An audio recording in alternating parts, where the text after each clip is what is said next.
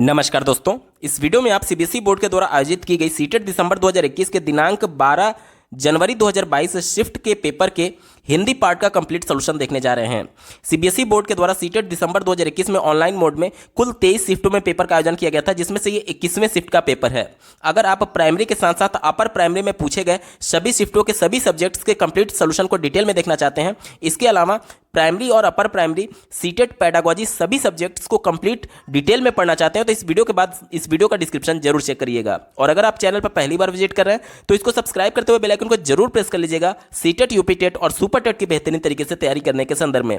चलिए दोस्तों, आज के इस महत्वपूर्ण वीडियो को शुरू करते हैं। दोस्तों, प्रश्न संख्या 91 से 99 तक दिए गए पैराग्राफ पर आधारित पूछा गया था। पैराग्राफ के प्रश्नों को सॉल्व करने की सबसे अच्छी विधि यह है कि सबसे पहले आप प्रश्नों पर एक बार नजर डालिए, ताकि जब आप पैराग्राफ पढ़ रहे होंगे तो तुरंत आपको उसका उत्तर क्लिक करेगा। साथ ही साथ प्रत्येक पैराग्राफ में 2 से 3 प्रश्न ग्रामर बेस्ड क्वेश्चन पूछे जाते हैं। अगर आप डायरेक्टली प्रश्नों पर जाएंगे तो बिना पैराग्राफ में समय बिताए आप उन 2 से 3 प्रश्नों को सॉल्व कर सकते हैं। तो चलिए डायरेक्टली प्रश्नों पर चलते हैं। पहला प्रश्न पूछा गया है, प्रकृति का विधान क्या है। इस पर आधारित जो अगला प्रश्न पूछा गया था आप अपने स्क्रीन पर देख पा रहे होंगे, किसी व्यक्ति के सुचारू जीवन के लिए क्या आवश्यक है। अगला प्रश्न है, कैसे व्यक्ति समय के साथ समाज और स्वयं पर बोझ बन जाते हैं। अगला प्रश्न 94 नंबर का आप अपने स्क्रीन पर देख पा रहे होंगे, पूछा गया था, उपलब्धि के प्रकरण में किसका स्थान उच्चतर और गरिमापूर्ण है। अगला प्रश्न है, किसी व्यक्ति के व्यक्तित्व को पहचान कब मिलती है। 96 नंबर का प्रश्न आप अपने स्क्रीन पर देख पा रहे होंगे, पूछा गया था, देने में सर्वाधिक महत्वपूर्ण क्या है। अगला प्रश्न है, भौतिक वस्तुओं में रेखांकित शब्द क्या है। देखिए, ये प्रश्न एक ऐसा प्रश्न है जो कि ग्रामर बेस्ड प्रश्न है और इसको सॉल्व करने के लिए आपको पैराग्राफ पढ़ने की आवश्यकता ही नहीं है, तो क्यों हम लोग पैराग्राफ पहले पढ़ करके समय व्यतीत करें।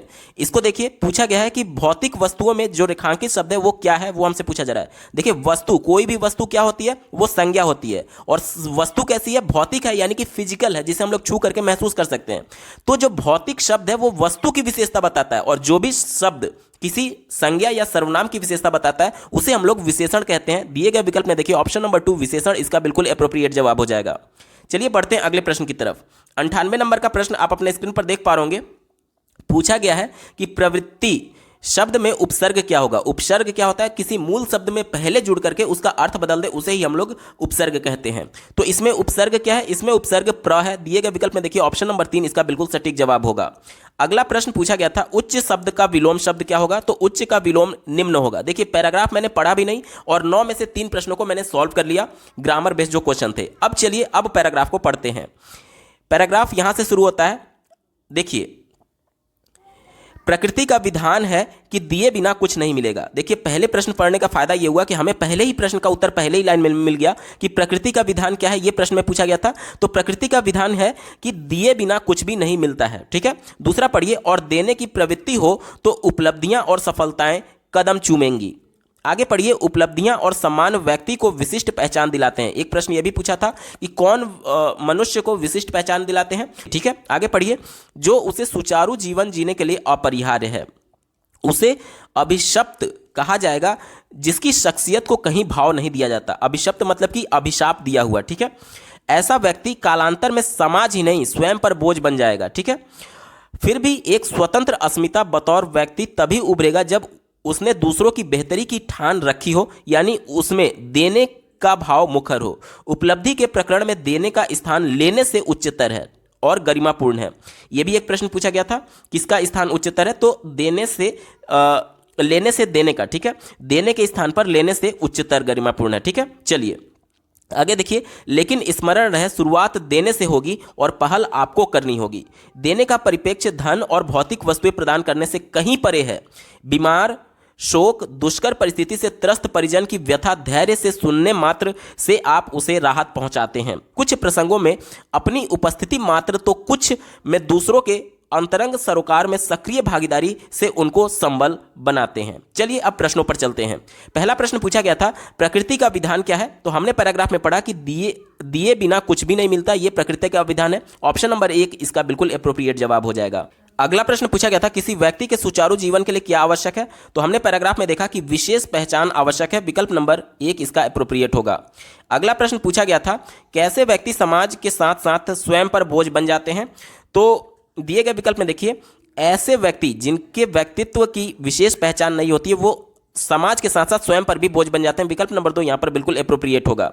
94 नंबर का प्रश्न आप अपने स्क्रीन पर देख पा रहे होंगे, पूछा गया था कि उपलब्धि के प्रकरण में किसका स्थान उच्चतर और गरिमापूर्ण है। तो यहाँ पर आप देख सकते हैं देने को लेने से, ऑप्शन नंबर 2, मतलब कि जो दानी है, जो देता है, वो एक तरीके से उनका स्थान जो होता है वो उच्चतर और गरिमापूर्ण है। ऑप्शन नंबर 2 बिल्कुल एप्रोप्रिएट होगा। अगला प्रश्न पूछा गया था किसी व्यक्ति के व्यक्तित्व को पहचान कब मिलती है। तो हमने पैराग्राफ में देखा था कि जब वह दूसरों की भलाई के लिए कार्य करता है तब उसको विशेष व्यक्तित्व को पहचान मिलती है। ऑप्शन नंबर 1 एप्रोप्रिएट होगा। अगला प्रश्न 96 नंबर का आप अपने स्क्रीन पर देख पा रहे होंगे, देने में सर्वाधिक महत्वपूर्ण क्या है। तो देखिए, किसी की व्यथा सुनना, देने का मतलब सिर्फ पैसा या फिर भौतिक वस्तुएं, धन संपत्ति, ये सब चीज़ नहीं है, बल्कि अगर उसका धैर्यपूर्वक हम लोग व्यथा को सुने, उसकी परेशानी को सुने, तो भी ये देने में सर्वाधिक महत्वपूर्ण होगा। विकल्प नंबर 4 बिल्कुल एप्रोप्रिएट हो जाएगा पैराग्राफ के अनुसार। ठीक है, चलिए बाकी 97 नंबर का प्रश्न हमने पहले ही देख लिया था, 98 और 99 भी पहले देख रखे हैं। ये पूरा सटीक तरीका है किसी भी पैराग्राफ को सॉल्व करने का। चलिए अब दोस्तों, प्रश्न संख्या 100 से 105 तक एक अन्य कविता पर आधारित पूछा गया था।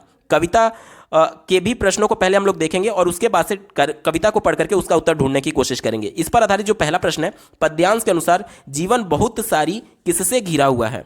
चलिए 101 नंबर का प्रश्न आप अपने स्क्रीन पर देख पा रहे होंगे, शहरों में व्यक्तियों के पास क्या है। अगला प्रश्न है, वे चुप क्यों हैं, जिनको आती है भाषा, पंक्ति का भाव क्यों है। अगला प्रश्न पूछा गया है 103 नंबर का, आप अपने स्क्रीन पर देखिए, पूछा गया था पद्यांश के आधार पर बताइए कि कवि व्यक्तित्व के किस गुण को महत्व देता है। 104 नंबर का प्रश्न है, सुख का विलोम शब्द क्या है। देखिए ये एक ऐसा प्रश्न है जिसके लिए कविता पढ़ने की आवश्यकता ही नहीं है। सुख का विलोम क्या हो जाएगा। ऑप्शन नंबर 1 देखिए, दुख, इसका बिल्कुल सटीक जवाब है। इस पर आधारित जो अंतिम प्रश्न पूछा गया था 105 नंबर का, आप अपने स्क्रीन पर देख पा रहे होंगे, घर का बहुवचन क्या है। तो घर का बहुवचन घर ही होता है। ठीक है, घर शब्द का एक वचन और बहुवचन घर ही होता है। तो टोटल यहाँ पर 6 प्रश्न थे, जिसमें से 2 प्रश्नों को आपने बिना कविता पढ़े ही सॉल्व कर लिया। अब केवल 4 प्रश्न बचे हैं। चलिए अब उसको सॉल्व करने के लिए आपको कविता पढ़ने की आवश्यकता पड़ेगी। चलिए कविता को जल्दी से पढ़ लेते हैं। दिया गया है, बिजली चमकी, पानी गिरने का डर है, वो क्यों भागे जिनके घर हैं, वो क्यों चुप हैं जिनको आती है भाषा, वह क्या है जो दिखता है धुआं धुआं सा, वह क्या है हरा हरा सा जिसके आगे है उलझ गए जीने के सारे धागे। जीने के सारे धागे उलझ गए, इसका मतलब क्या है, जीने में बहुत सारी परिस्थितियां जो उलझन है उसकी बात की गई है। ठीक है, एक प्रश्न हमसे पूछा गया था कि किसके बारे में बात की गई है, तो उलझन के बारे में। ठीक है, आगे पढ़िए। यह शहर है, यह शहर की जिसमें रहती हैं इच्छाएं, कुत्ते भुनगे आदमी गिलहरी गायें। यह शहर है जिनकी जिद है सीधी सादी, ज़्यादा से ज़्यादा सुविधा, सुख और आज़ादी। तो चलिए अब प्रश्नों पर चलते हैं। पहला प्रश्न पूछा गया है, आप अपने स्क्रीन पर देख पा रहे होंगे, 100 नंबर का पूछा गया है, पद्यांश के अनुसार जीवन बहुत सारी किससे घिरा हुआ है। तो अभी हमने पैराग्राफ में देखा कि उलझनों से घिरा हुआ है। ऑप्शन नंबर 2 उलझन, इसका बिल्कुल सटीक जवाब हो जाएगा। बढ़ते हैं अगले प्रश्न की तरफ। 101 नंबर का प्रश्न आप अपने स्क्रीन पर देख पा रहे होंगे, पूछा गया था शहरों में व्यक्तियों के पास क्या है। तो शहरों में क्या क्या है, देखिए सुविधा की बात की गई थी, सुख की बात की गई थी और इच्छाएं की बात की गई थी। विकल्प नंबर 3 यहां पर बिल्कुल एप्रोप्रिएट हो जाएगा। 102 नंबर का प्रश्न आप अपने स्क्रीन पर देख पा रहे होंगे, वे चुप क्यों हैं जिनको आती है भाषा, पंक्ति का भाव क्यों है। यानी यहां पर यह है कि जिनको भाषा आती है, जिनका मुख है अन्याय के खिलाफ आवाज उठाने के लिए, वो चुप क्यों है। ऑप्शन नंबर 4 में इसकी बात की गई है। विकल्प नंबर 4 इसका बिल्कुल एप्रोप्रिएट जवाब हो जाएगा। ठीक है, चलिए अब बढ़ते हैं अगले प्रश्न की तरफ। 103 नंबर का प्रश्न आप अपने स्क्रीन पर देख पा रहे होंगे, पद्यांश के आधार पर बताइए कि कवि व्यक्तित्व के किस गुण को महत्व देता है। तो इसका उत्तर हो जाएगा, देखिए व्यक्ति जो है वो निर्भयता को महत्व देता है, यानी कि अपनी आवाज अन्याय के प्रति कौन उठा पाएगा, जो निर्भय होगा, जो निर्भीक होगा। ऑप्शन नंबर 2 बिल्कुल एप्रोप्रिएट है और यही इसका सटीक जवाब हो जाएगा। 104 नंबर का प्रश्न आप देख रहे होंगे, सुख का विलोम हमने पहले ही देख लिया और इस पर आधारित जो अंतिम प्रश्न था वो पहले ही हमने देख रखा है। तो ये पूरा सही तरीका है कविता और गद्यांश पद्यांश के प्रश्नों को सॉल्व करने का। उम्मीद करता हूं आपको बेहतर तरीके से समझ में आया होगा। अगला प्रश्न पूछा गया था, एक शिक्षार्थी अपने संज्ञानात्मक स्तर से एक सोपान ऊपर अपठित गद्यांश की समालोचनात्मक सराहना द्वारा अपनी पठन क्षमता प्रदर्शित करती है, यह किसके अधिक सन्निकट है। ध्यान से समझिएगा, बच्चे का जो संज्ञानात्मक स्तर था उससे एक स्टेप ऊपर जब उसकी सराहना की गई, यानी जब उसकी प्रशंसा की गई, समालोचनात्मक यानी कि उसके गुणों और दोषों के बारे में टीचर के द्वारा सराहना की गई उसके गुणों के बारे में, तब वो क्या किया उसने कि जो उसका स्तर था, मान लीजिए बच्चे का मेंटल स्तर इतना है, तो वो इससे एक स्टेप ऊपर वाले मेंटल स्टेज पर जाकर के पठन क्षमता प्रदर्शन करने लगी। ये कैसे पॉसिबल हुआ? ये जब बच्चे की प्रशंसा की गई इस वजह से पॉसिबल हुआ। तो यहाँ पर जो प्रशंसा है वो क्या है, वो हमसे पूछा जा रहा है। तो यहाँ पर जो प्रशंसा है वो निवेश है, इन्वेस्टमेंट है बच्चे को अधिगम कराने के संदर्भ में। क्यों? क्योंकि बच्चे की सराहना के बाद ही उसने एक स्टेप ऊपर जाकर के अपनी संज्ञानात्मक स्तर से ऊपर जाकर के पठन क्षमता का प्रदर्शन किया था। तो ये क्या है? ये निवेश है, इन्वेस्टमेंट है, बोधगम्य निवेश। ऑप्शन नंबर 1 बिल्कुल एप्रोप्रिएट होगा। अगला प्रश्न पूछा गया था ज्ञान की अवचेतन स्वीकृति, जहां सूचनाएं संप्रेषण के माध्यम से मस्तिष्क में एकत्रित होती हैं, उसे भाषा के किस रूप में जाना जाता है? ध्यान से समझिएगा, ज्ञान की अवचेतन यानी कि बिना चेतना के स्वीकृति। तो देखिए यहाँ पर संप्रेषण की बात की गई थी, यानी कम्युनिकेशन की बात की गई थी। जब बच्चे का जन्म परिवार में होता है पहली बार, तो वह भाषा नहीं जानता है, लेकिन अपने माता पिता और अपने परिवार के सदस्यों को संप्रेषण यानी कि कम्युनिकेशन करते हुए देख रहा होता है। तो उसी भाषा को जो उनके माता पिता या फिर परिवार के सदस्यों के द्वारा बोली जा रही है, उसको बिना चेतना के ही, बिना प्रयास के माध्यम से ही हूबहू अनुकरण करने लगता है, हूबहू बोलने लगता है और धीरे धीरे वर्णों को बोलना सीखता है, तोतलाते तोतलाते उसके बाद से धीरे धीरे शब्दों को बोलने लगता है और एक स्टेज ऐसा आता है कि वह उन्हीं भाषा का पूरी तरीके से अर्जन कर करके पूरे वाक्यों को बोलने लगता है। तो ये क्या कहा जाएगा? ये अर्जन कहा जाएगा। अगर अवचेतन हो रहा है तो अर्जन है, और अगर चेतन मन से होता तो ये औपचारिक तरीके से, अगर चेतन मन से विद्यालय में किया जाता तो ये औपचारिक होता, तब वो भाषा का अधिगम होता। लेकिन यहाँ पर अनौपचारिक तरीके से अवचेतन मन के द्वारा हूबहू कम्युनिकेट की जा रही भाषा का अनुकरण करना अर्जन कहलाएगा। विकल्प नंबर 3 एप्रोप्रिएट है। अगला प्रश्न पूछा गया था निम्नलिखित में से कौन सा एक भाषा का अंग नहीं है? निगेटिव सेंस में पूछा गया, इसी को ध्यान में रख करके उत्तर ढूंढेंगे। चलिए, पहला विकल्प दिया गया ध्वनि। ध्वनि भाषा की सबसे छोटी इकाई होती है, तो ये तो भाषा का अंग हो गया, इस वजह से हमारा उत्तर नहीं होगा। क्यों? क्योंकि हमसे पूछा गया था कि कौन सा भाषा का अंग नहीं है। रूप बोलें तो ये भी भाषा का अंग होता है, तो ये भी हमारा उत्तर नहीं होगा। अर्थ बोलें तो देखिए, भाषा को जब मैं बोल रहा हूँ, जैसे जो कुछ भी मैं बोल रहा हूँ, तो आप मेरे द्वारा बोले जा रहे शब्दों को समझ पा रहे हैं, उसका अर्थ निकाल पा रहे हैं, तो ये लैंग्वेज का एक पार्ट है, भाषा का एक अंग है, इस वजह से ये भी उत्तर नहीं होगा। लेकिन अगर बात करें ऑप्शन नंबर 4 पठन की, तो पठन जो होता है वो भाषा के 4 कौशल में से एक है। भाषा का 4 कौशल कौन सा होता है? सुनना, बोलना, पढ़ना और लिखना। ये भाषा के 4 कौशल हैं। तो इन्हीं 4 कौशलों में से पठन की बात की गई है, पढ़ने की बात की गई है, तो ये भाषा का अंग नहीं है बल्कि भाषा का कौशल होता है। इस वजह से हमसे पूछा गया था कि भाषा का अंग कौन सा नहीं है, तो पठन भाषा का अंग नहीं होता है बल्कि भाषा का कौशल होता है। विकल्प नंबर 4 बिल्कुल एप्रोप्रिएट होगा। अगला प्रश्न पूछा गया था कौन सी पद्धति लिखित भाषा की अपेक्षा मौखिक भाषा पर अधिक बल देती है? तो दिए गए विकल्पों में देखिए ऑप्शन नंबर 1 श्रव्य भाषा पद्धति ही इसका बिल्कुल सटीक जवाब हो जाएगा। श्रव्य मतलब कि जिसे सुना जा सके, जैसे टेप रिकॉर्डर में कोई लैंग्वेज जैसे टारगेट लैंग्वेज है, तो उस टारगेट लैंग्वेज को टेप रिकॉर्डर के माध्यम से बच्चों को बार बार सुनाया जा रहा है, तो बच्चे इसको सुन करके हूबहू उसका अनुकरण करने लगते हैं। ठीक है, तो श्रव्य भाषा पद्धति जिसके माध्यम से टेप रिकॉर्डर के माध्यम से या फिर किसी भी इलेक्ट्रॉनिक डिवाइस के माध्यम से बच्चों को मौखिक भाषा सिखाई जाती है। ऑप्शन नंबर 1 बिल्कुल एप्रोप्रिएट है और यही इसका सटीक जवाब होगा। अगला प्रश्न पूछा गया था किस पद्धति में शिक्षक को सभी पद्धतियों के बारे में जागरूक होना चाहिए?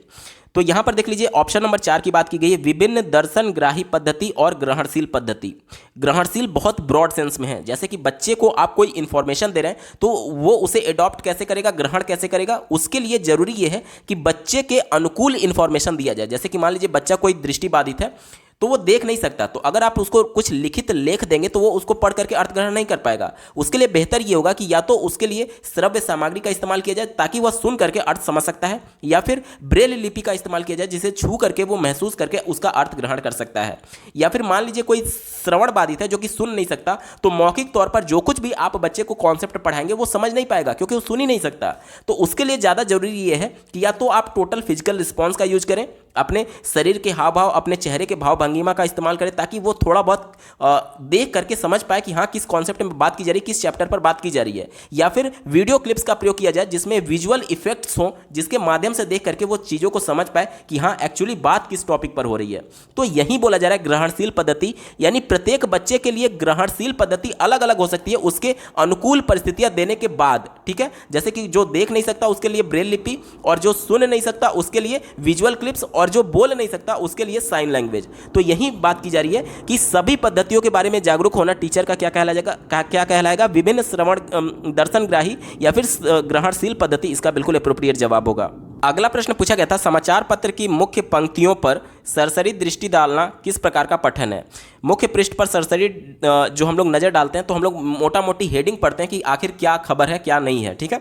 तो मोटा मोटी पढ़ना यानी कि बिल्कुल डीप में नहीं जाने की बात होती है। इसमें हम लोग बस एक थीम जानना चाहते हैं कि आखिर हुआ क्या है, वो मोटा मोटी हम लोग उसको पढ़ लेते हैं सरसरी निगाह से, मतलब तेजी से पढ़ लेते हैं, जल्दी से पढ़ करके निकल जाते हैं, ये बोला जा रहा है। तो देखिए गहन पठन तो होगा नहीं, क्योंकि गहन पठन में बहुत डीप पढ़ने की बात होती है, तो ये उत्तर नहीं होगा।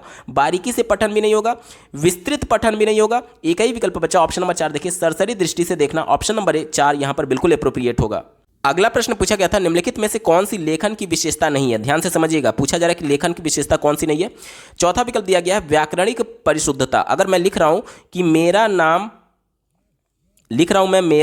नाम है नीरज, तो देखिए शब्दों को तो मैंने सही लिखा है, लेकिन इसका अर्थ निकालने में ये थोड़ा सा अटपटा लग रहा है। मेरा नाम नीरज है अगर मैं लिखता तो व्याकरणिक दृष्टि से परिशुद्ध होता, क्योंकि सबसे पहले आपको क्या लिखना होता है, सब्जेक्ट लिखना होता है, उसके बाद से हेल्पिंग वर्ब, फिर मेन वर्ब, फिर उसके बाद से ऑब्जेक्ट लिखना होता है, ठीक है।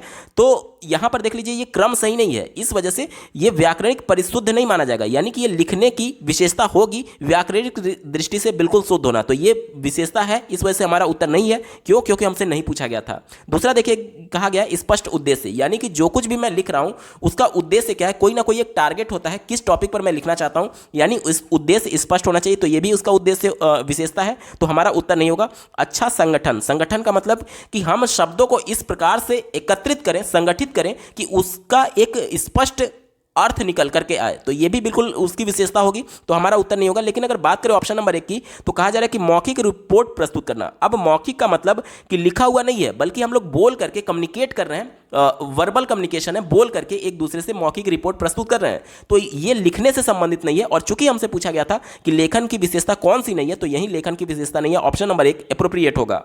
अगला प्रश्न पूछा गया था निम्नलिखित में से कौन सा सिद्धांत बच्चों को अमूर्त शब्दों को सीखने तथा शब्द कैसे वर्गों से संबंधित हैं यह पहचानने में सहायता करता है। ध्यान से समझिएगा, अमूर्त शब्दों की बात की गई है। अमूर्त शब्द क्या होते हैं? जो कि शब्द पहली बार बच्चों के द्वारा सुना जा रहा है, या फिर जिन शब्दों से कोरिलेट की हुई कोई भी वस्तु बच्चों को ना दिखाई गई हो अभी तक। जैसे कि मान लीजिए प्राइमरी स्तर के बच्चे हैं, कक्षा 1 से 5 तक, तो उनके लिए सीटेट, यूपीटेट, सुपरटेट जैसे शब्द नए शब्द हैं।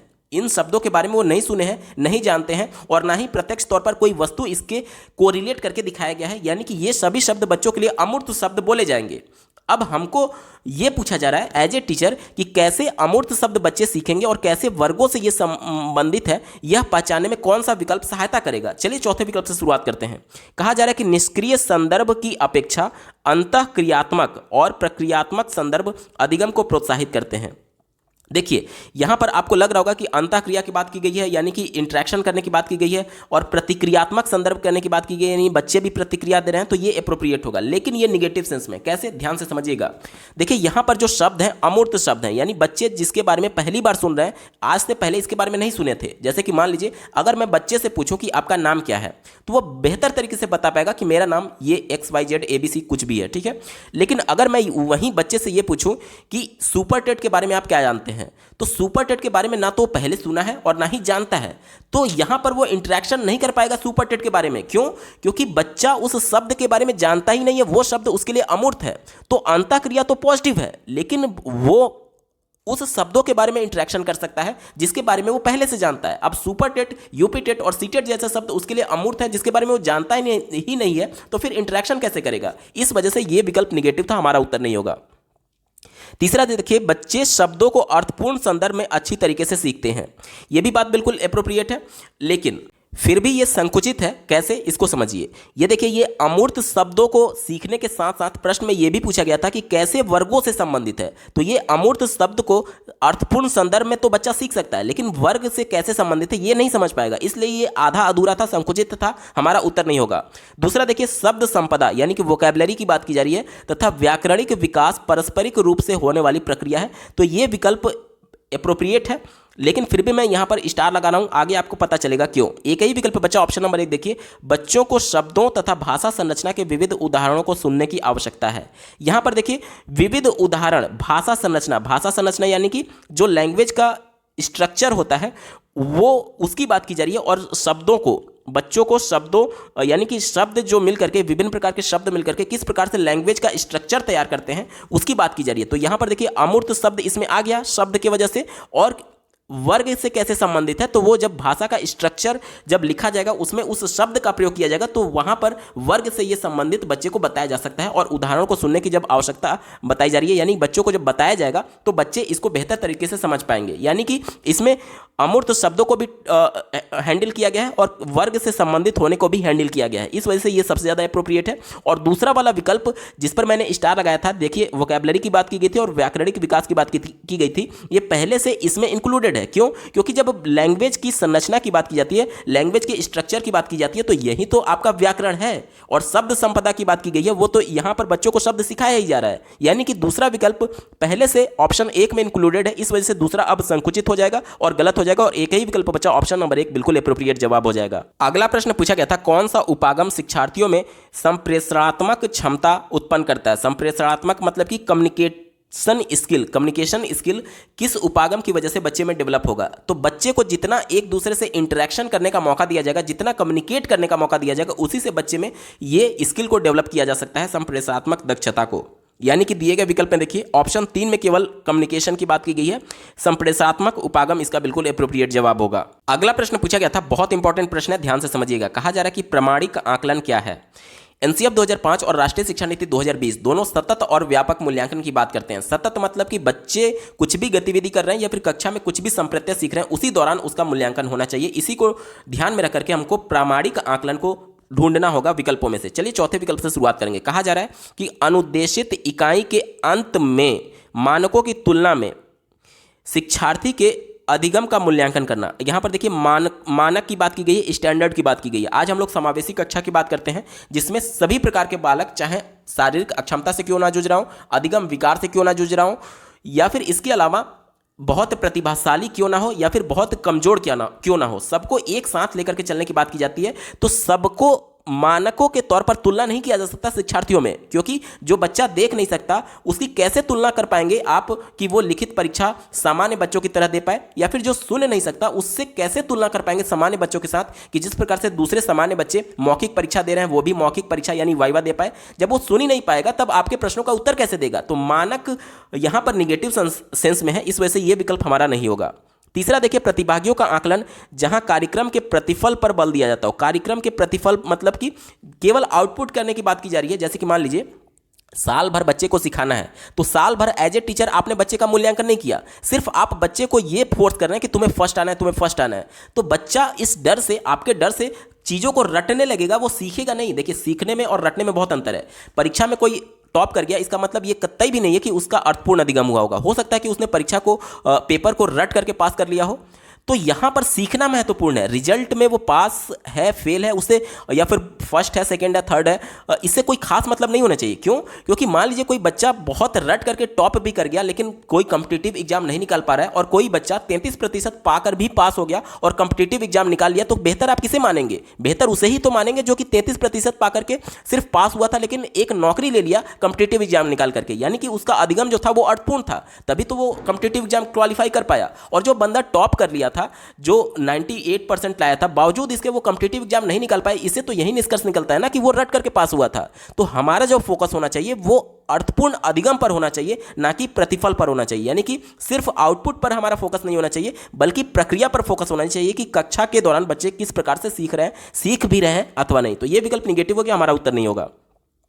एक ही विकल्प बचा, ऑप्शन नंबर 1 देखिए, मानकीकृत परीक्षण जिसमें प्रश्न उत्तर चुनने के लिए सीमित संख्या में दिए जाते हैं। यहां पर दो शब्द निगेटिव है। देखिए सबसे पहले सीटेट परीक्षा की यही खूबी होती है कि आपको विकल्पों पर से ज्यादा शब्दों को पकड़ना होता है कि कौन सा शब्द निगेटिव है। अगर पूरे वाक्य में एक भी शब्द निगेटिव दिख गया फिर आपको विचार ही नहीं करना है। देखिए सीमित संख्या और मानकीकृत दोनों यहां पर निगेटिव है। मानकीकृत कैसे निगेटिव है? अभी चौथे वाले विकल्प में मैंने मानक को आपको बताया था कि क्या यह प्रैक्टिकली संभव है कि एक दृष्टिबाधित बालक जो कि देख नहीं सकता उसका स्टैंडर्ड परीक्षण लिया जाए जिस प्रकार से सामान्य बच्चे लिख करके परीक्षा दे रहे हैं? नहीं संभव है। या फिर मान लीजिए कोई श्रवण बाधित है जो सुन नहीं सकता है, तो मौखिक परीक्षा उसके लिए क्या संभव है जिस प्रकार से सभी बच्चों का वाइवा लिया जा रहा है? नहीं संभव है। यानी कि ये मानकीकृत परीक्षण समावेशी कक्षा में हो ही नहीं सकता, तो ये निगेटिव हो गया। और सीमित संख्या कहने का मतलब कि देखिए बच्चों को लिमिट कर दिया गया कि जैसे मान लीजिए ऑब्जेक्टिव जो क्वेश्चंस होते हैं जिसमें 4 विकल्प दिए जाते हैं तो उसमें सीमित संख्या माना जा सकता है कि उत्तर इन्हीं चारों में से चुनना है। तो बच्चे क्या होते हैं कि जितना ज़्यादा आप उसको एक्सप्रेस करने का मौका देंगे उतना ही ज़्यादा बच्चे अर्थपूर्ण तरीके से सीखेंगे।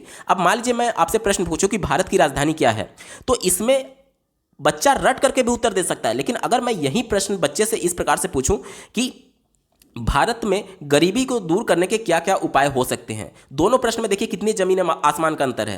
पहला प्रश्न बच्चा रटा हुआ है, बचपन से पढ़ा है, वो तुरंत उसका उत्तर बता देगा। लेकिन दूसरे वाले प्रश्न में उसको सोच विचार करने की आवश्यकता पड़ेगी, अपने मौलिक विचारों का मानसिक उद्वेलन, ब्रेन स्टॉर्मिंग करना पड़ेगा कि क्या क्या रीजन हो सकते हैं जिसकी माध्यम से, क्या क्या वो विधि हो सकती है जिसके माध्यम से भारत की गरीबी को दूर किया जा सकता है। तो यहां पर जब हम लोग बच्चे को सीमित कर देते हैं कि आपको इसी वर्ड्स में से या फिर इसी विकल्पों में से उत्तर को चुनना है, तो बच्चे का अर्थपूर्ण या फिर मूल्यांकन बेहतर तरीके से नहीं हो पाता है, उसका अधिगम बेहतर नहीं होता है और मूल्यांकन भी अच्छे तरीके से प्रमाणिक तौर पर नहीं हो सकता है। तो ये विकल्प भी निगेटिव हो गया, हमारा उत्तर नहीं होगा। एक ही विकल्प बचा ऑप्शन नंबर 2। देखिए, शिक्षार्थियों के निष्पादन के मापन का वह उपागम जो प्रत्यक्ष और सुसंगत तरीके से जांच करता है कि अधिगम उद्देश्य प्राप्त हुए हैं या नहीं। यह विकल्प बिल्कुल पॉजिटिव है और यही हमारा उत्तर होगा। कैसे? जैसे देखिए, एक टॉपिक आपने बच्चे को पढ़ाया, अब उस टॉपिक को पढ़ाने के बाद से आपका जब आप एक तरीके से पाठ योजना तैयार करते हैं तो आप सामान्य उद्देश्य और विशिष्ट उद्देश्य तय करते हैं कि सामान्य उद्देश्य क्या है और विशिष्ट उद्देश्य क्या है। तो आपको एज ए टीचर ये देखना होगा कि जब आपने कॉन्सेप्ट पढ़ा लिया तो बच्चे का सामान्य उद्देश्य और विशिष्ट उद्देश्य प्राप्त हुआ या नहीं।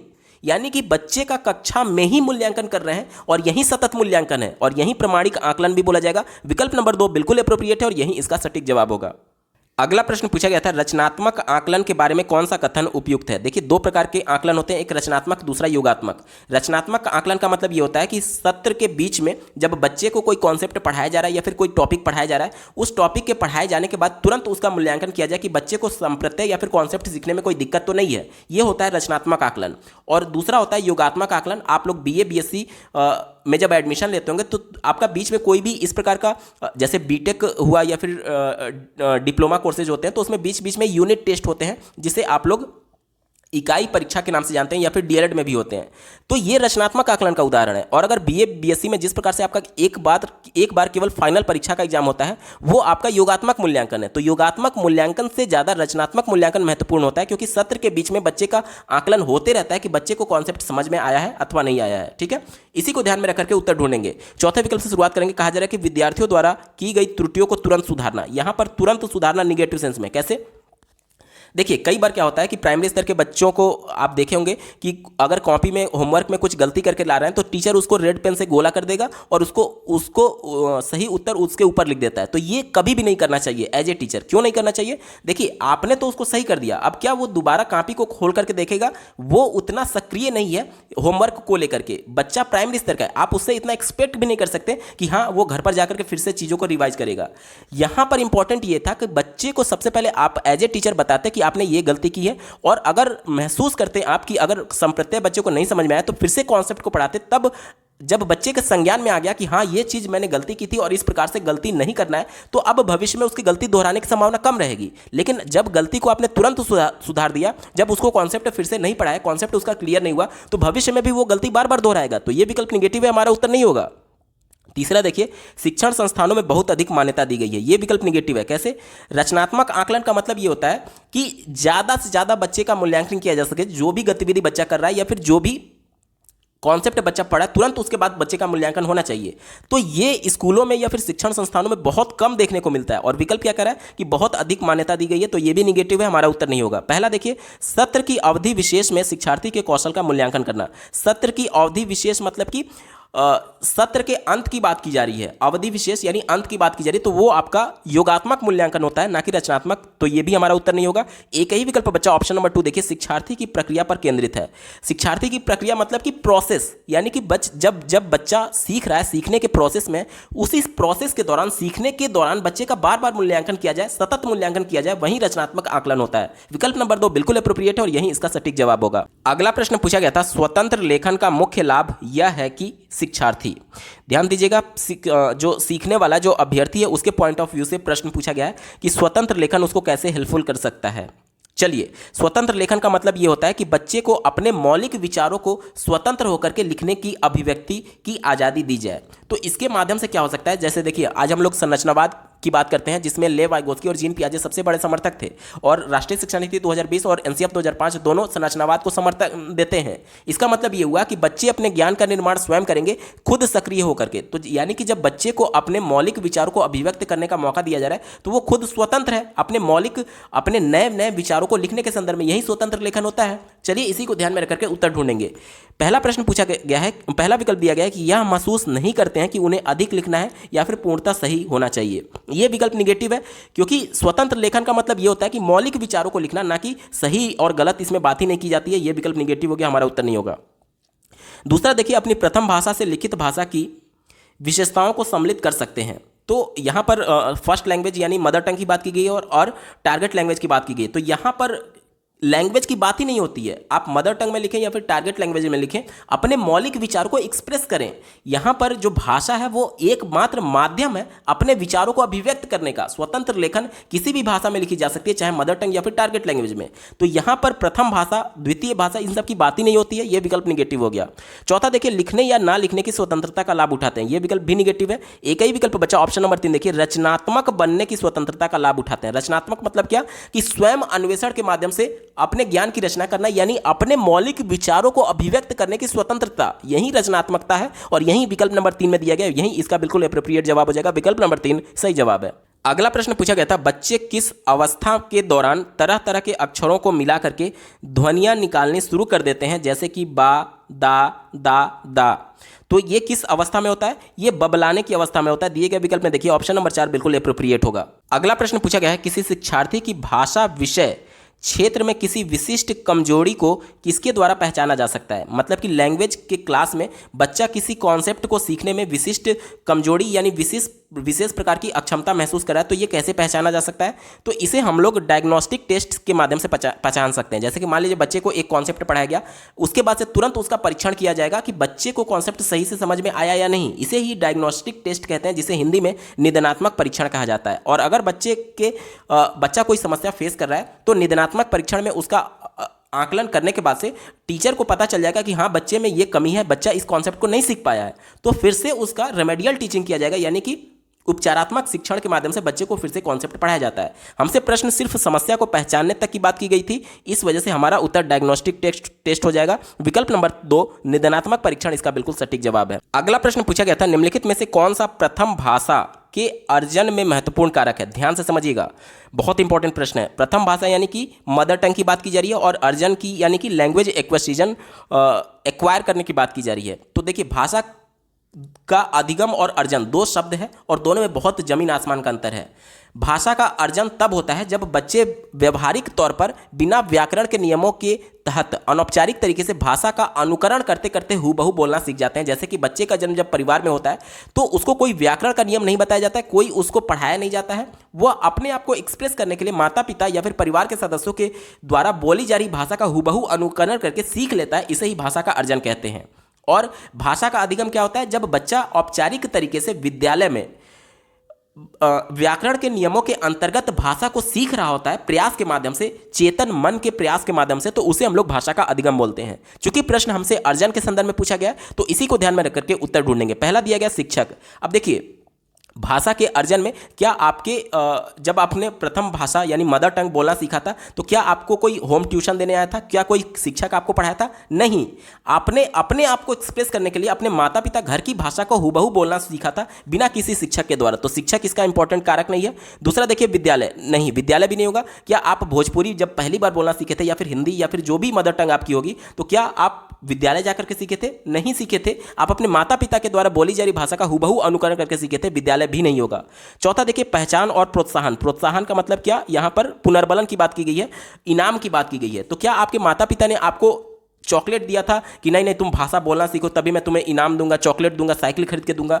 नहीं, ऐसा कुछ नहीं होता है। क्योंकि आपकी भी मजबूरी है कि जब आप छोटे होते हैं तो आपको अपने आप को भी तो एक्सप्रेस करना है कि मुझे भूख लगी है, मुझे प्यास लगी है, मुझे पानी दीजिए, मुझे खेलने का मन है। तो ये सभी चीज़ें आप कैसे कर पाएंगे? जब आप बोल पाएंगे। और बोलेंगे कैसे? आपकी मजबूरी हो गई कि आप भी भाषा सीखें, और इस वजह से आप अपने माता पिता और अपने परिवार के सदस्यों की भाषा का हूबहू अनुकरण करने लगते हैं। तो इसके लिए ना तो कोई इनाम दिया गया था और ना ही प्रोत्साहन दिया गया था। तो ये भी विकल्प नेगेटिव है, हमारा उत्तर नहीं होगा।